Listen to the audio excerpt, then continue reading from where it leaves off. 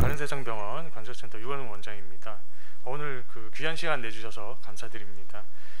제가 오늘은 어깨 질환에 대해서 준비를 해봤는데요. 본인 혹은 주변에서 어깨 통증 때문에 고생을 하셨던 경험, 혹은 현재 어깨 통증 때문에 고생 중이신 분들이 많이 있으실 텐데, 제가 어깨 통증을 일으키는 질환 중에 이제 대표적인 현재 보시고 계시는 세 가지 질환, 오십견, 석회성 건염, 회전근개 질환 세 가지에 대해서 오늘 한번 설명드려 보도록 하겠습니다. 자, 이제 어깨 질환의 일반적인 증상이라고 하면은, 일단 어깨는 우리 몸통과 팔을 연결시켜주는 관절이죠. 그렇기 때문에 팔 동작과 관련된 통증이 많습니다. 팔을 머리 위로 들어 올린다던가 옆으로 벌릴 때 혹은 뒤로 제칠 때 통증이 생기는 경우가 많고, 통증이 심한 경우에는 이러한 움직임과 상관없이 가만히 있어도 통증이 생기는 경우가 있습니다. 그리고 나는 특별히 무리를 하거나 다치거나 그런 것도 없는데 갑자기 참을 수 없는 어깨 통증이 생겼다, 이럴 때도 어깨 질환을 의심해 볼 수 있습니다. 어깨 질환뿐만 아니라 우리 몸 어디가 아프든지 이제 치료에 있어서는 단계적 치료를 하게 되겠죠. 우선적으로는 이제 보존적 치료라고 해서 잘 알고 계시는 일반적인 약물 치료나 물리 치료, 도수 치료와 같은 것들을 시도해 볼 수 있고, 이럼에도 불구하고 통증이 조절이 되지 않는다거나 질환이 진행되는 경우에는 다음 단계로 비수술적 치료 중에 이제 대표적인 주사 치료를 해볼 수가 있습니다. 그럼에도 불구하고 증상 조절이 되지 않는다, 그럼 이제 최종적으로 병의 종류에 따라서 관절 내시경 수술이나 인공관절 수술 같은 수술적 치료를 시도를 하게 되겠죠. 자, 첫 번째로 오십견에 대해서 한번 설명을 드려보겠습니다. 오십견이라는 얘기는 많이 들어보셨을 텐데, 정식 명칭은 유착성 관절낭염이라고 해서 이름 그대로 관절낭이 유착이 되면서 그 부위에 염증이 생겨서 통증이 생기는 그런 질환을 얘기하는 것입니다. 보시다시피 정상 관절낭은 그 두께가 약 1mm 정도로 굉장히 얇고 유연한 그런 조직입니다. 그런데 오십견에 걸리게 되면은 이 관절낭이 유착이 되면서 그 두께가 2에서 3mm 정도로 두꺼워지고 뻣뻣해지고, 그리고 염증이 생기면서 통증이 발생하는 그런 질환을 오십견이라고 얘기를 하게 되는데요.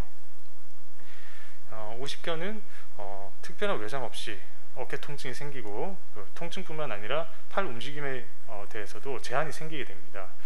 주로 남성에 비해서는 여성이 좀 더 많이 발생한다고 되어 있고, 이름처럼 50세 전후에 많이 발생을 한다고 되어 있습니다.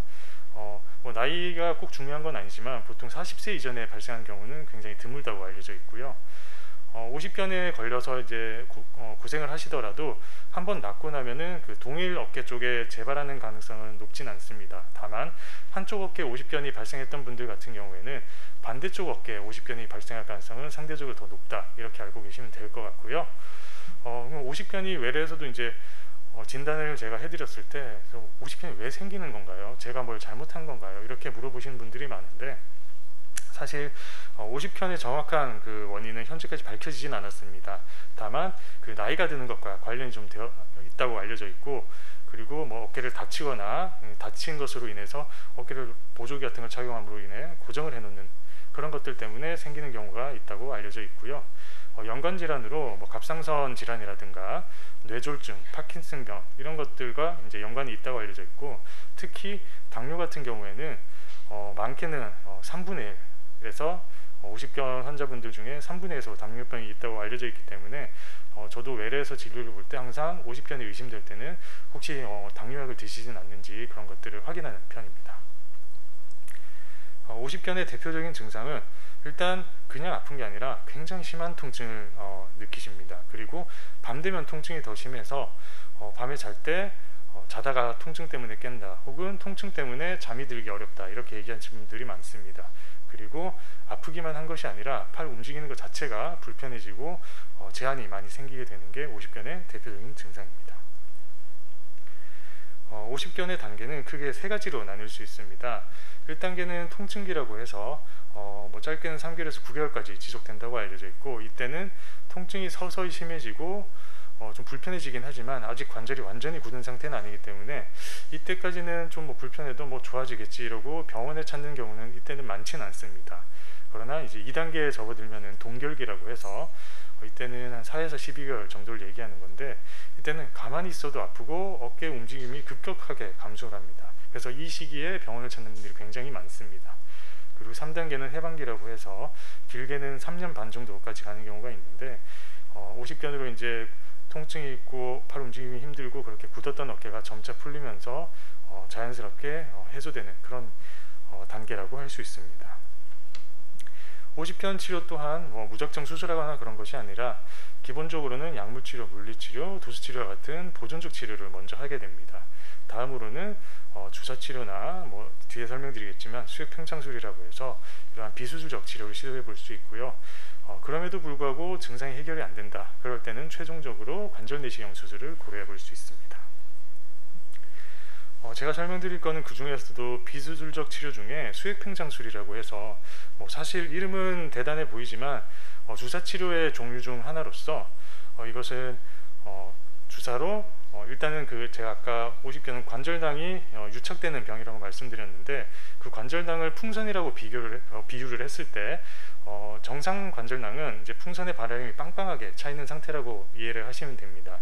50견에 걸리게 되면은 그 풍선의 바람이 확 빠져서 쪼그라든 풍선 상태가 되어 있다고 생각을 하시면 되는데, 이를 해결하기 위해서 다시 풍선을 부풀려주는 것이 이제 치료입니다. 그렇지만 사람 몸 안에다가 풍선처럼 바람을 직접 넣을 수는 없기 때문에 풍선에 물을 넣으면은 부풀어 오르는 것 같은 원리로 그 관절낭 안에다가 물을 넣는다 생각하시면 됩니다. 그런 치료법을 수액팽창술이라고 하는 것이고, 이는 그 섬유화가 진행된 관절낭에 생리식염수를 포함한 이제 여러 가지 약물을 주입을 하게 되는 것입니다.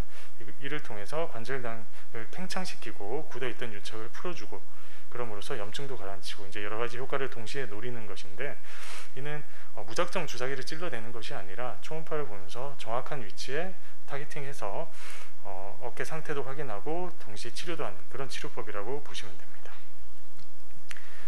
영상을 잠깐 보시겠는데, 이 공간을 보시면 됩니다. 지금 다시 한번 보시면은 쪼그라져 있던 그 관절낭이 수액팽창술을 통해서 쫙 펴지고 있는 모습을 보실 수 있습니다. 이처럼 유착된 관절낭이 주사치료 한 번에 넓게 풀어지는 모습을 확인하실 수 있는데, 사례를 잠깐 보시겠습니다. 63세 여성분이셨고, 환자분은 3개월 전부터 어깨를 칼로 찌르는 것 같다 이렇게 표현을 하셨고요. 팔을 들어 올리기가 힘들고 옷 갈아입거나 일상생활하는데 지장도 있다고 말씀하셨습니다. 다른 병원 방문했더니 관절 내시경 수술을 한번 해보자 이런 얘기를 들으셨는데, 당연히 이제 수술을 원치 않으셔서 저한테 오셨던 그런 분입니다. 보시면은 이제 아까 그 영상 보셨던 것처럼 수액팽창술로 치료를 한 모습인데, 치료 전에 이렇게 쪼그라들어 있던 그 관절낭이 수액팽창술 후에 넓게 펴진 모습을 보실 수 있습니다.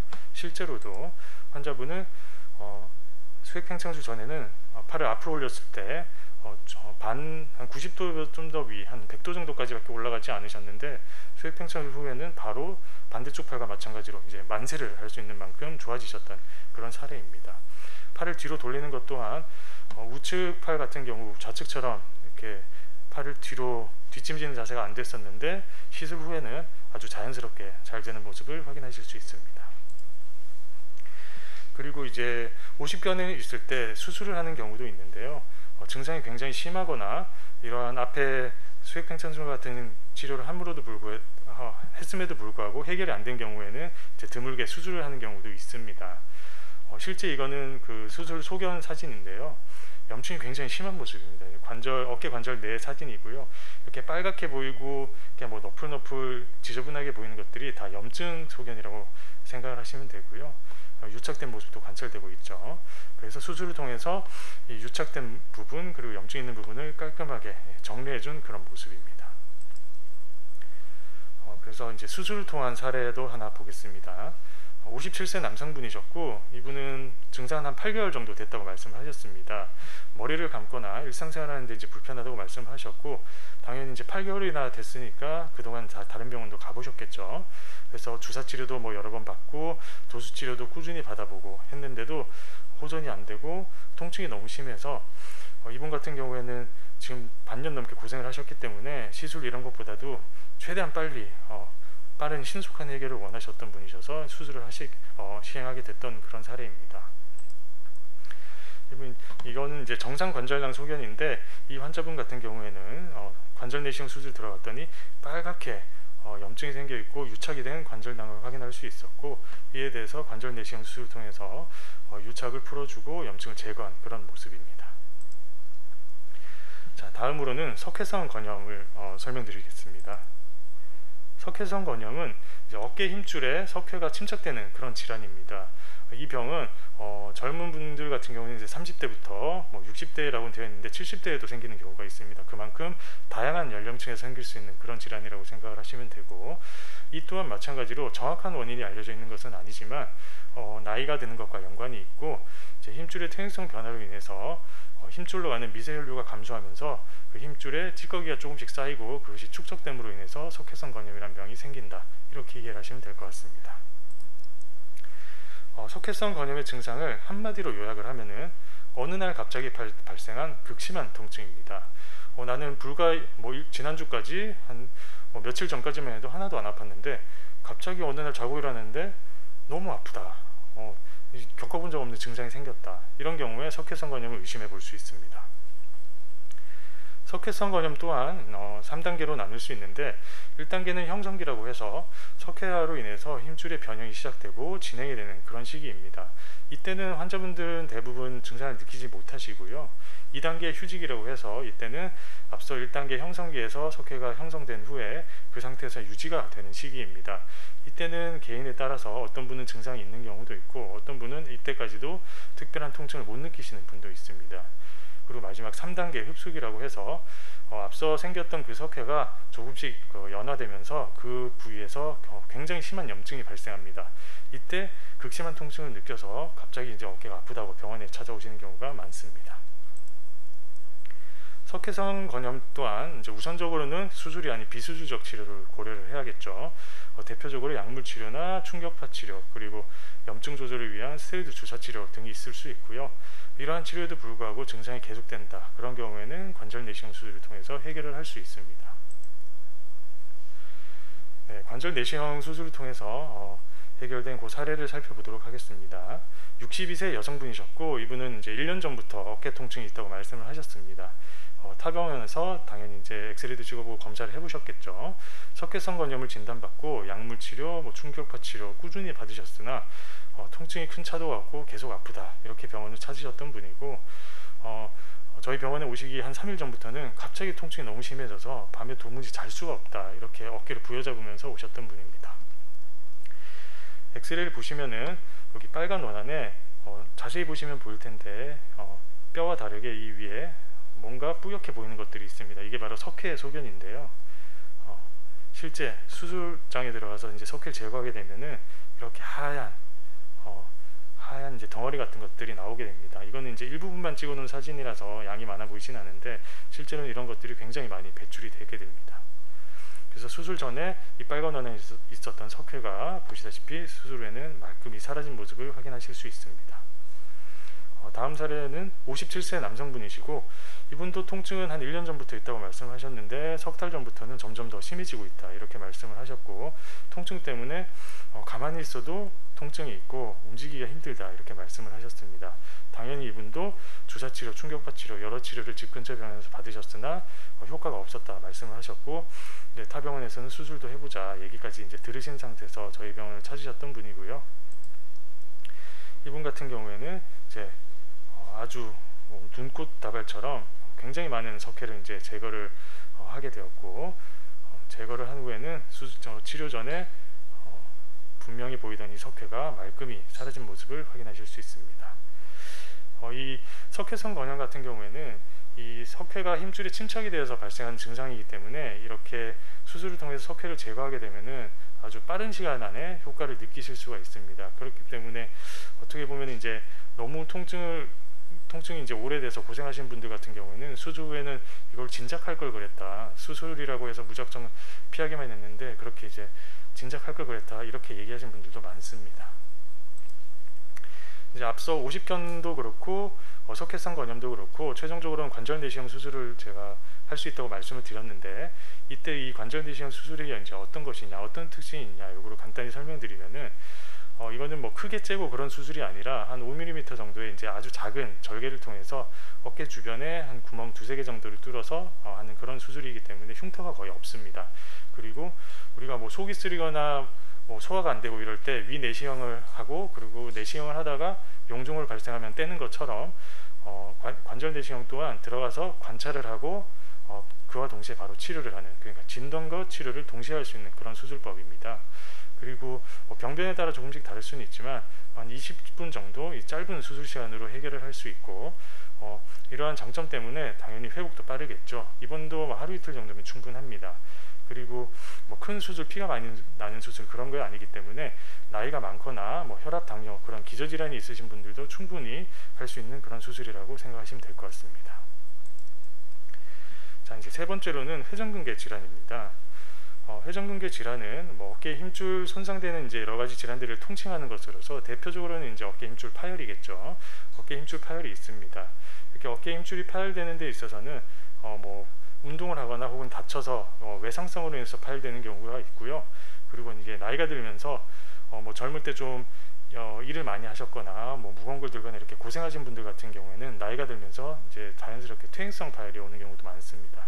그리고 파열된 경우에는 이것이 부분 파열이냐 아니면 전층 파열이냐에 따라서 이제 치료가 달라지게 됩니다.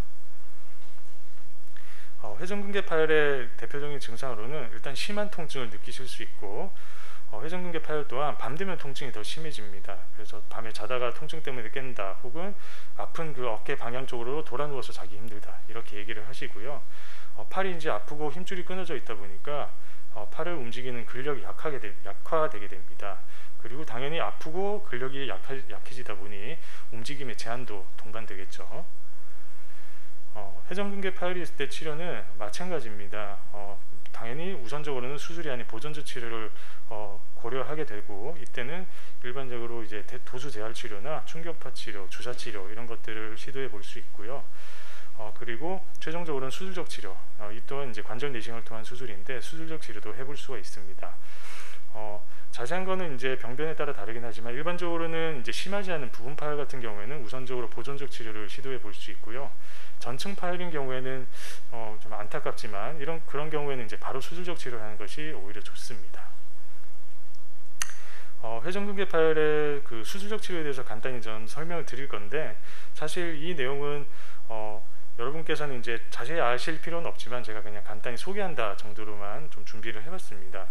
회전근개 봉합술이라고 해서 이제 힘줄이 파열된 경우에는 제가 보통 외래에서 양말에 이제 구멍이 난 걸로 비유를 많이를 하게 됩니다. 이제 뭐 속된 말로 양말에 빵꾸가 났을 때 그 빵꾸가 자그마할 때는 그냥 양말 신고 생활을 할 수가 있겠죠. 그렇지만 그 빵꾸 난 양말을 계속 신고 생활을 하다 보면은 그 빵꾸가 점점 커지고, 그러다 보면 발가락도 튀어나오고 그렇게 되겠죠. 그거랑 이제 회전근개 파열도 비슷하다고 생각하시면 됩니다. 파열 자체가 굉장히 작거나 심하지 않을 때는 뭐 통증이 좀 있긴 해도 팔을 쓸 수 있고 그렇기 때문에 처음에는 뭐 치료를 미루게 되고 병원을 잘 안 찾게 되고 그렇게 됩니다.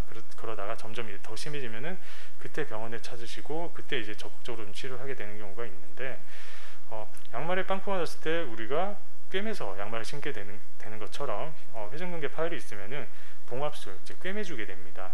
그 꿰매는 데 있어서 이제 여러 가지 방법이 있을 수가 있는데, 일단은 사진처럼 이렇게 구멍이 나 있으면은 이 구멍을 어떤 방법으로든 이제 당겨서 꿰매주는 게 치료의 목표라고 보시면 되고, 여기에 있어서 이제 이걸 한 줄로 꿰매느냐 두 줄로 꿰매느냐 이거에 따라서 뭐 일혈봉합법, 이혈봉합법 이런 방법이 있습니다. 일혈봉합법은 말 그대로 이제 한 줄로 당겨서 그냥 다이렉트로 이렇게 꿰매주는 걸 얘기하는 거고, 이혈봉합법은 당겨서 꿰매주고 이를 한 번 더 뼈 쪽으로 당겨서 더 튼튼하게 봉합해주는 그런 방법을 얘기를 하는 것입니다. 실제 사진을 잠깐 보여드릴 텐데, 회전근개 파열이 있으면 실제 관절 내시경 들어가게 되면은 보시다시피 이렇게 구멍이 뻥 나 있습니다. 이 부분이 이제 뼈가 바로 보이는 부분이고요. 여기 이렇게 하얗게 보이는 게 힘줄이 파열되고 그 가장자리 부분입니다. 실제로는 이 힘줄이 이 뼈를 다 덮어주고 있어야 되는 건데 찢어지다 보니까 이렇게 구멍이 나 있는 것이죠. 이를 앞서 이제 설명드렸던 일혈봉합법, 한 줄로 봉합하는 방법으로 꿰맸을 때 이렇게 당겨서 꿰매줬더니 이렇게 구멍 나 있던 부분이 다 덮여 있는 모습을 확인하실 수 있습니다.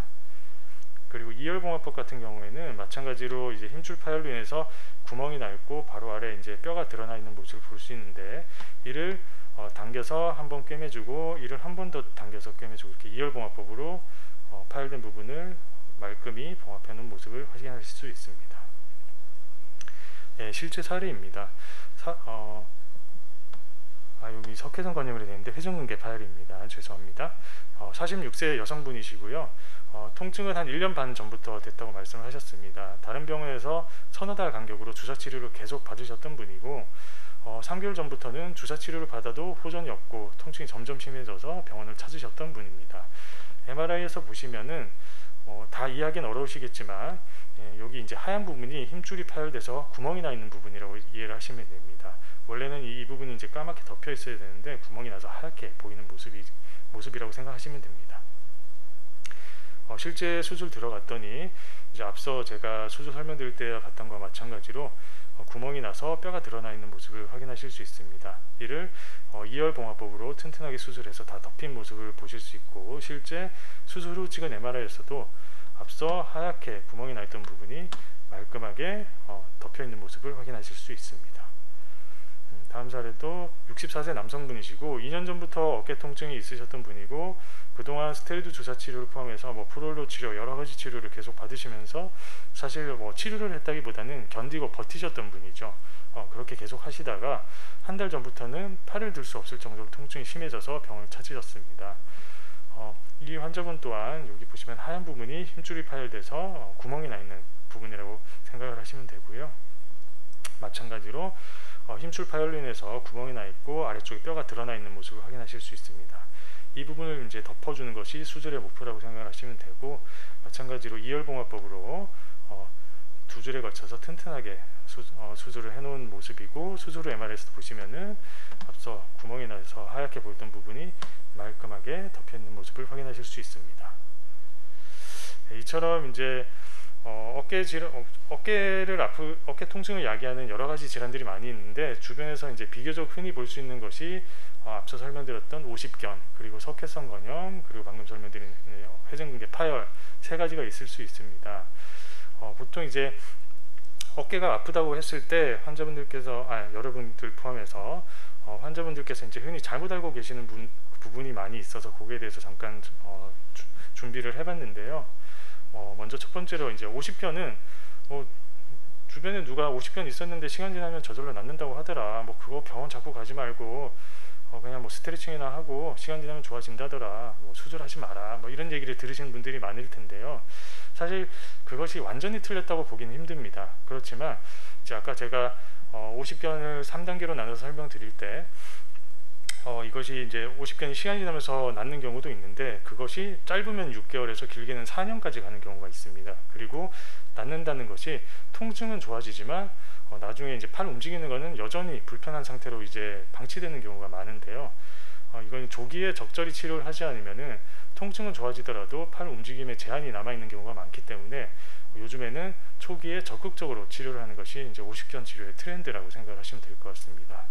그리고 두 번째로 석회성 건염은 체해 충격파로 석회를 깨면 된다, 이런 얘기도 아마 들어보신 분들이 있을 텐데, 이것은 우리가 쇠석, 이제 요로 결석이 있을 때 쇠석하는 것 때문에 이런 얘기가 이제 나온 것처럼 보입니다. 이제 요로 결석이 있을 때 쇠석을 통해서 이제 치료를 하기 때문에, 마찬가지로 이제 석회라고 하니까 어깨에 있는 힘줄도 일단 무작정 체해 충격파로 깨면은 해결될 거라고 이제 잘못 알고 계신 분들이 많은데, 석회성 건염 같은 경우에는 그 석회가 굉장히 단단하거나 큰 상태에서는 그 충격파 치료를 100번, 1000번 하더라도 전혀 효과를 볼 수가 없습니다.